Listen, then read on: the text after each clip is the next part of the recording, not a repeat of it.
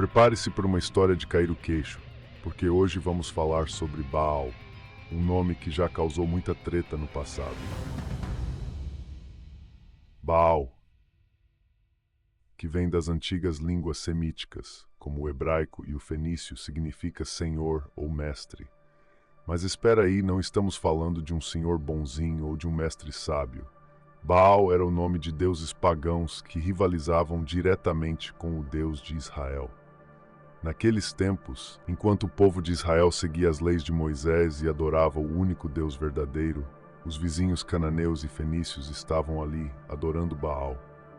Ele era tipo o chefão dos deuses deles, e eles acreditavam que Baal controlava coisas como a chuva, a fertilidade da terra e até as tempestades. Agora pensa na confusão. O povo de Israel cercado por essas nações, sendo tentado a abandonar sua fé e adorar esse Baal. A Bíblia não deixa barato e denuncia que adorar Baal era basicamente trair o Deus de Israel. A história do profeta Elias enfrentando os profetas de Baal no Monte Carmelo é a prova máxima de que esse conflito era coisa séria. Elias mostrou que o Deus de Israel é o único que responde com fogo, enquanto os seguidores de Baal ficaram na maior vergonha quando o Senhor deles não deu as caras. Então Baal, que inicialmente significava Senhor ou Mestre, virou sinônimo de idolatria e de tudo que é contrário à fé no Deus de Israel. Esse nome ainda ecoa na história como um alerta sobre os perigos de se afastar do verdadeiro caminho. É como se a Bíblia estivesse dizendo: cuidado com os falsos mestres, porque só o Criador é digno de ser adorado. Imagine um Deus que dominava tempestades, controlava a fertilidade da terra e ainda tinha a fama de ser um guerreiro temido. Esse era Baal na mitologia cananeia, um dos deuses mais influentes e ao mesmo tempo mais controversos da história. Baal era o cara para os cananeus quando se tratava de chuva e colheita. Ele era visto como o deus da tempestade, aquele que trazia as chuvas tão esperadas para fazer as plantações crescerem. Em uma cultura agrária, onde a vida dependia das estações e da produção de alimentos, Baal era praticamente o rei do pedaço. Se a chuva vinha na hora certa, era graças a Baal. Se a colheita era boa, todo mundo agradecia a ele. Mas não para por aí. Baal também era ligado à fertilidade, não só da terra, mas também dos animais e até das pessoas. A galera acreditava que para garantir que tudo desse certo, desde as plantações até o crescimento da família, era essencial adorar e agradar a Baal. E como eles faziam isso? Com rituais que muitas vezes envolviam sacrifícios e cerimônias bem sinistras. E claro, como todo Deus poderoso, Baal também era temido por seu lado guerreiro. Ele não era só um fazedor de chuva, mas também um Deus que poderia trazer destruição, mandando tempestades violentas e secas devastadoras se ficasse de mau humor ou não fosse devidamente adorado. Para os cananeus, Baal era a chave para o equilíbrio dos ciclos naturais, o Deus que controlava o que podia fazer a vida prosperar ou desmoronar. Mas para os israelitas, Baal era um rival perigoso, uma ameaça à fé no Deus único e verdadeiro. A Bíblia está cheia de histórias sobre o povo de Israel sendo tentado a adorar Baal e sempre acaba mal para quem escolhe o lado errado. No fundo, adorar Baal era apostar em forças naturais que, por mais impressionantes que parecessem, estavam fora do controle humano. Mas a mensagem judaico-cristã sempre foi clara. Por mais poderoso que Baal parecesse, o verdadeiro poder estava nas mãos do Deus de Israel, que não precisa de sacrifícios sangrentos ou rituais estranhos. Ele só quer a sua fé e a sua devoção sincera. Então, se você achava que Baal era só um nome perdido na história, agora sabe que ele foi um dos maiores rivais da fé bíblica, sempre tentando desviar o foco do único Deus verdadeiro. Não caia nessa. Vamos mergulhar num assunto bem pesado e assustador: os festivais e rituais macabros em honra a Baal. Prepare-se, porque essa história é cheia de detalhes sômbrios que vão arrepiar até os mais corajosos. Se está curtindo o conteúdo, peço que deixe seu like e tire as crianças da sala. Baal, esse deus cananeu da tempestade e da fertilidade, não era adorado com simples orações ou cantos inocentes. A galera que o seguia acreditava que para agradar esse senhor poderoso era necessário fazer sacrifícios bem extremos. E quando eu digo extremos, estou falando de rituais que envolviam sangue, fogo e até vidas humanas. Isso mesmo, não eram apenas animais que eram sacrificados para Baal. Em muitos festivais, a coisa ficava muito mais sinistra. As pessoas acreditavam que para garantir uma colheita boa ou a proteção contra inimigos, era preciso fazer sacrifícios humanos. E o pior, muitas vezes eram crianças que acabavam sendo oferecidas nesses rituais terríveis. Imagina só o desespero de um povo que acreditava que para ter boas chuvas precisaria dar a vida de seus próprios filhos. Esses rituais macabros aconteciam em altares, muitas vezes construídos em lugares elevados, como montes ou colinas. O som de tambores e flautas ecoava enquanto as vítimas eram preparadas para o sacrifício. Os sacerdotes de Baal, vestidos com roupas ritualísticas, conduziam as cerimônias que poderiam durar horas, enquanto o povo assistia, esperando que o sangue derramado trouxesse as bênçãos de Baal.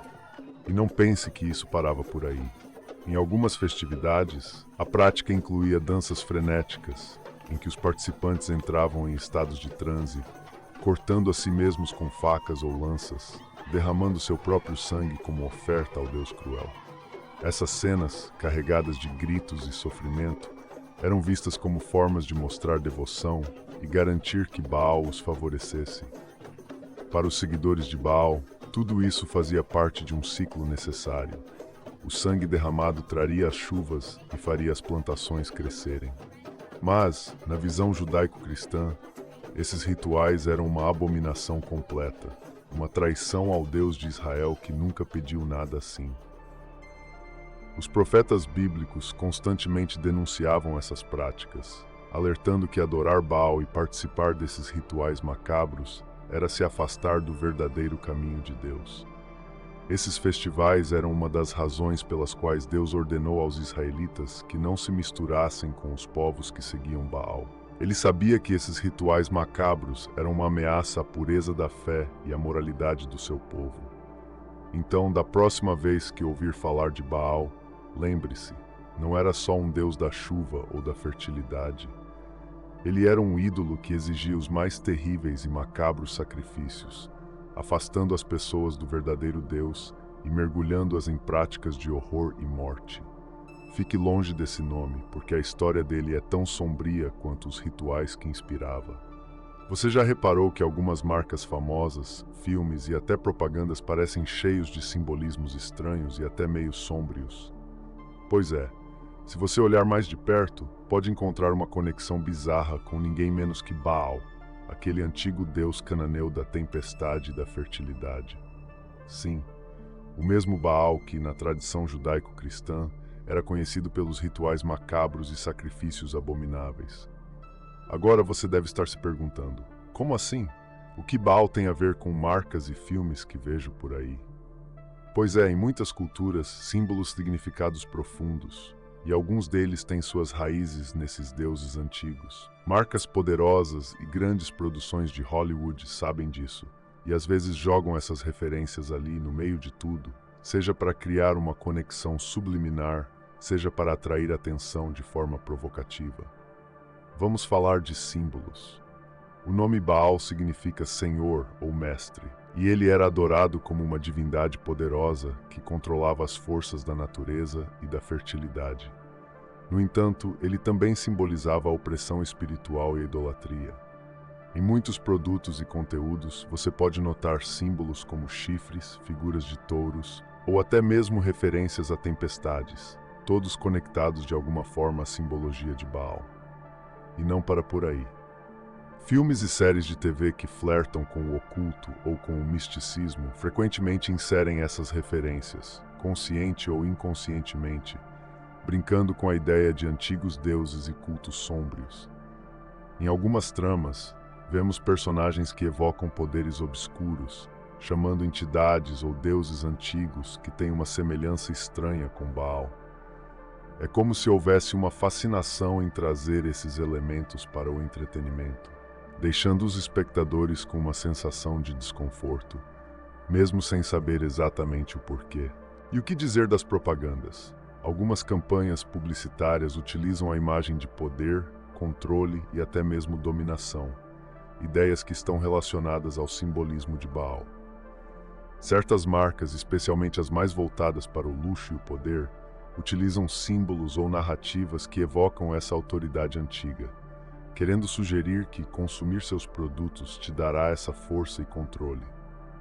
Mas calma aí, antes de você começar a ver Baal em todos os lugares, é importante lembrar que a maioria dessas referências pode ser interpretada de várias maneiras, e nem sempre são intencionais.